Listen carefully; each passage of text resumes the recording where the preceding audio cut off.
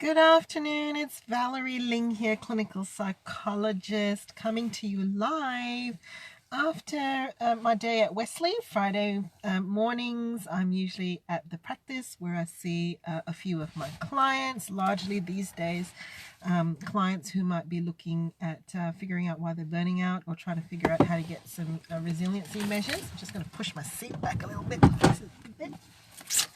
And just finished a grocery shop, which was very nice. And hello there.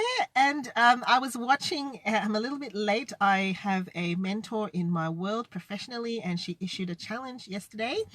And I realized, oh, I haven't quite taken up the challenge. So here I am coming live to you with actually absolutely no preparation with the challenge. And the challenge is basically to post something authentic, because we've been going through a journaling process to actually really get in touch with sort of our own personal thoughts and feelings, and to post what we've been journaling about. So here you go.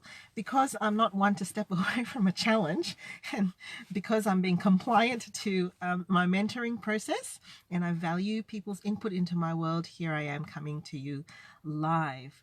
Do you ever get the feeling that you're just an annoying noise? Like the thing that you're saying, you keep saying and saying because you think it's really important, but you don't know if anybody else thinks it's important. And after a while, you start to wonder, gosh, is this really important? Am I just being annoying? Am I now getting useless? Do I keep going, or should I just shut up? But when you try to shut up, you can't shut up about it.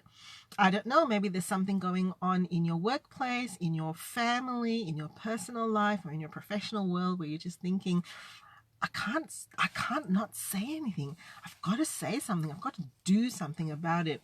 Well, that's how I feel about my whole burnout stuff. I've gotten to the point this year, I almost feel like if I say burnout one more time, maybe somebody is actually going to hit me. I don't know. Maybe it's really annoying. The thing about believing that you're being annoying is actually starting to dismiss something that's actually really important. And so if I were to really think about, why do I keep saying this stuff? Here's my reason.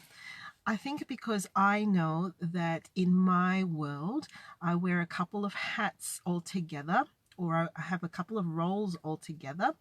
I'm a mum. I have lived cross culturally for most of my life from when I was growing up. I have a home. I have a role because of the circles that we live in, we work in. I have a high pastoral role, and I never switch off from taking care of people.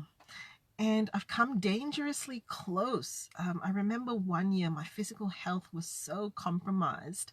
And in fact, if I'm being really honest with you, my Facebook community, it's probably why it irks me when I get sick and I can't exercise. There was a period of my life I was physically so weak. I couldn't believe how weak I was. And I think the doctor who saw me at that time said, you really need to do something about your immunity. You can't go through like this. You need to stop and really think about things. And at that time, as you do, you start with medication and you start with supplements, and maybe you make a couple of changes superficially to your life, and then you realize that the pattern just repeats again and again.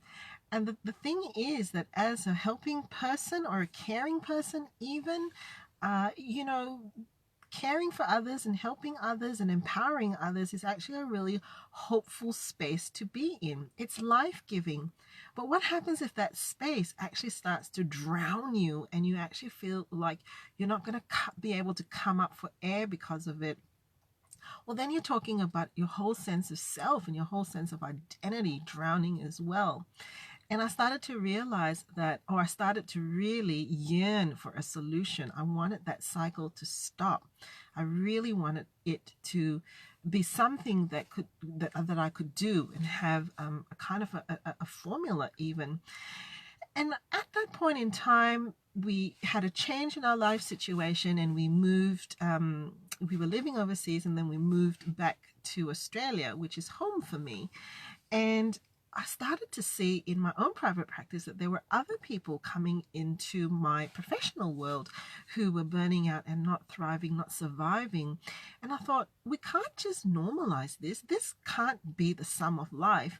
And I remember driving home one day with some really, I don't know, just not very inspiring thoughts. And I thought to myself, what if this is just it?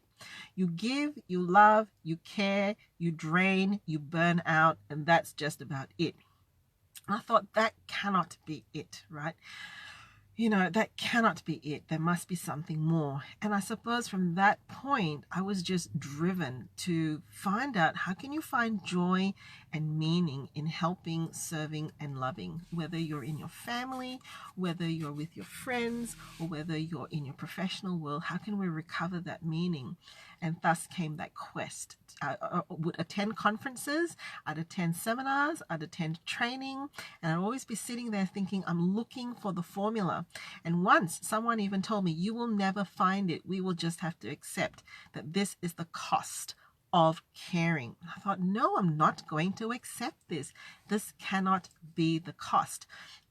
In fact, yesterday as I was working, I was watching a movie. I'll tell you what it is. I know you won't judge me. Maybe you will, but that's okay. I'll hold it loosely. It was Bad Mums. And I thought, how can it be that in our contemporary cultural representation of moms that we're actually saying, yeah, this is the point it gets to where you just snap. That is the cost of caring, and that is the normality of it. Now, granted, I only watched half of it because I didn't get to the end, but halfway they're all snapping, right? They're all just going a little bit like out there. And I want to see a stop to it. Is that your normal? Is your normal feeling sapped? Is your normal feeling like the very thing that is meant to give you joy and energy is the very thing that's draining you? And are you accepting that? Are you that person? If you are, I want to say to you, you don't have to finish it this way. You don't have to accept it. There are ways that you can get around it. It's not just superficial. Beyond taking the supplements or doing the exercise and eating your veggies and your fruits, and beyond getting your sleep, we can go deeper. We can actually look at the relationship that you have with rest, with self-care. Look at the barriers, the practical barriers, looking at the emotional barriers, the psychological barriers. We actually can push through to have a hope and a vision that you can feel like in the giving and in the helping, that you don't lose yourself. So I'll finish with this. For a long time, I was looking for how I could get around the idea that in order to serve others, you sacrifice yourself. I'd like to see a stop to it. And if you think that that's where you're at, I'd love to hear from you. Take care.